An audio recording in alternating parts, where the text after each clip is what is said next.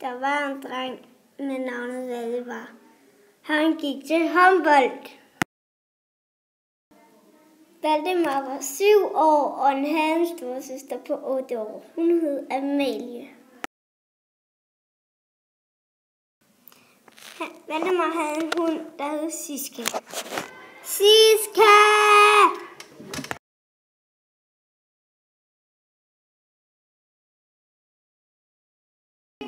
Han ledte overalt.